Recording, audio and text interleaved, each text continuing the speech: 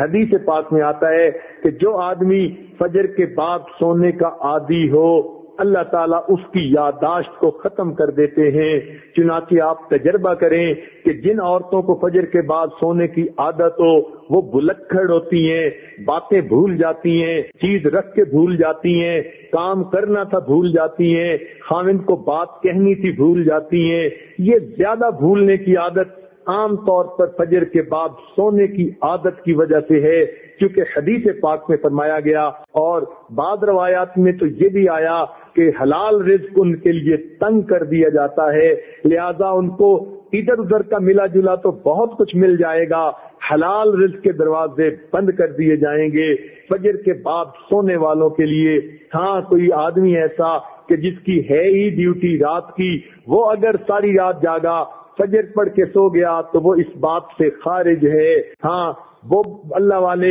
جو راتوں کو جاگتے ہیں وہ عام طور پر اشراق کی نماز کے بعد پھر تھوڑی دیر آرام کرتے ہیں۔ اشراق کے بعد سونا بالکل ٹھیک ہے، بزرگوں کی عادت رہی ہے، مگر فجر اور اشراق کے درمیان حد الوسع نہیں سونا چاہیے، سوائے اس کے کہ رات کا حصہ انسان اتنا جاگے کہ اب یہ سوچے کہ نہیں سوؤں گا تو سارا دن مجھے کام کرنے کے اندر رکاوٹ ہوگی، پھر اس کی اجازت ہے۔ عام عادت نہیں بنانی چاہیے۔ دیکھا یہ گیا ہے کہ جن گھروں کے اندر کچھ کھانا پینا ہوتا ہے اللہ تعالیٰ نے دیا ہوا تو وہاں پر صبح کے وقت اسی طرح سوئے پڑے ہوتے ہیں، بلکہ موہے پڑے ہوتے ہیں، پورا گھر قبرستان کی طرح لگ رہا ہوتا ہے کہ سورج نکل چکا اور گھر کے لوگ جاگ بھی نہیں رہے ہوتے۔ اس لیے کفر کی دنیا میں صبح کا ناشتہ سیریل کا انہوں نے بنا لیا، نہ کچھ پکانا پڑے اور نہ کچھ تردد کرنا پڑے، بیوی اپنے وقت پہ جاگے،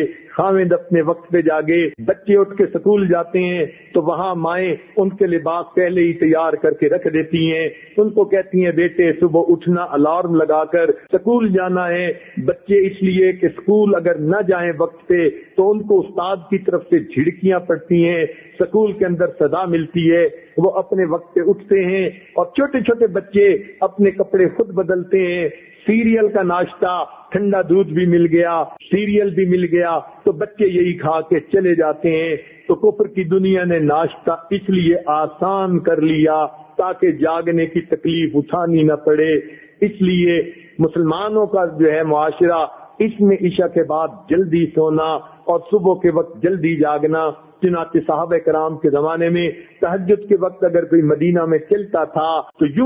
یوں آواز آتی تھی گھر گھر سے قرآن پڑھنے کی، جیسے شہد کی مکھیاں بن بنانے کی آواز ہوتی ہے۔ اس لیے ہمیں چاہیے ہم صبح کے وقت اٹھیں، عورتیں صبح کے وقت اٹھ کر نماز پڑھیں، اگر تہجد پڑھیں تو کیا ہی بات ہے، قرآن کی تلاوت کریں، درود شریف پڑھیں، استغفار پڑھیں۔ صبح کے وقت گھر کے اندر عبادت کا کرنا پورے دن کو جو ہے اپنے جو ہے عبادت جو ہے منور بنا دیتا ہے۔ بلکہ ہم نے تو بعض بزرگوں کا یہ عمل بھی دیکھا، وہ فرماتے ہیں کہ جس آدمی کی فجر کی نماز قضا ہوتی ہے وہ آدمی کا دن زندگی کا منحوس دن ہوا کرتا ہے۔ چنانچہ ایک آدمی نے قسم اٹھا لی کہ میں اپنی بیوی کو منحوس دن طلاق دوں گا۔ اب اسے سمجھ نہیں آتی تھی کہ میں قسم تو اٹھا بیٹھا، منحوس دن کون سا ہے؟ کسی فقیہ کے پاس گیا، انہوں نے فرمایا جس دن تمہاری فجر کی نماز قضا ہو جائے وہ تمہاری زندگی کا منحوس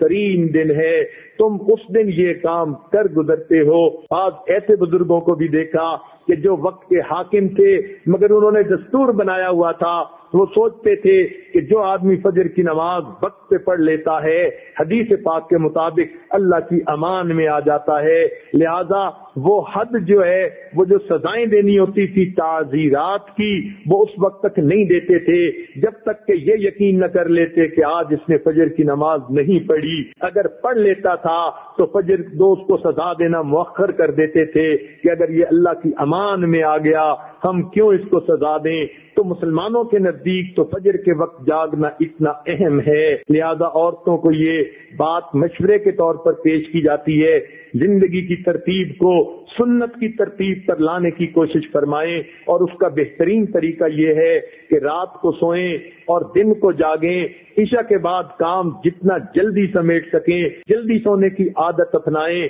تاکہ تہجد میں فجر میں آنکھ کھلے، انسان کے جسم کی نیند آرام کا تقاضا بھی پورا ہو جائے، اور صبح کے وقت پھر آنکھ کھلے تو اللہ تعالیٰ کا حکم بھی پورا ہو جائے۔ اس طرح انسان کی زندگی پرسکون گزرتی ہے۔